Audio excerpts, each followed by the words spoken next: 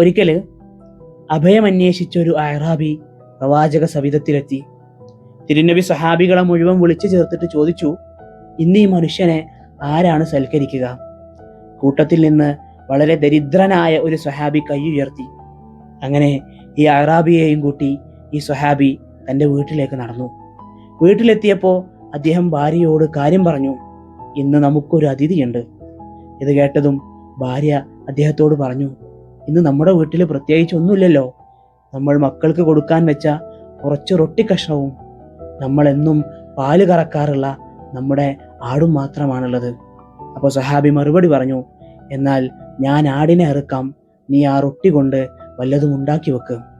അങ്ങനെ ഭാര്യയും ഭർത്താവും കൂടി അതിഥിയെ സൽക്കരിക്കാനുള്ള എല്ലാവിധ ഒരുക്കങ്ങളും ചെയ്തു.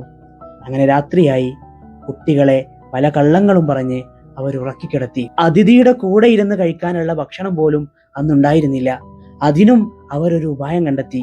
അതിഥിയുടെ കൂടെ ഇരിക്കുമ്പോൾ ആരും അറിയാതെ വിളക്ക് ഊതിക്കെടുത്തുക. ഭക്ഷണം കഴിക്കാൻ തുടങ്ങിയതും വിളക്ക് കെട്ടു. അതിഥിയുടെ കൂടെ ഇരുന്ന് അവർ കഴിക്കുന്നതായി അഭിനയിച്ചു. അങ്ങനെ ഈ സ്വഹാബി, ഈ അഅറാബിയായ മനുഷ്യന്റെ വയറും മനസ്സും നിറച്ചു. പിറ്റേ ദിവസം ഇദ്ദേഹം പ്രവാചകരുടെ അടുത്തേക്ക് ചെന്നപ്പോൾ പ്രവാചകർ പുഞ്ചിരിച്ചുകൊണ്ട് പറഞ്ഞു, ഇന്നലെ നിങ്ങൾ ചെയ്ത പ്രവൃത്തി കണ്ട് അള്ളാഹു പോലും അത്ഭുതപ്പെട്ടിരിക്കുന്നു.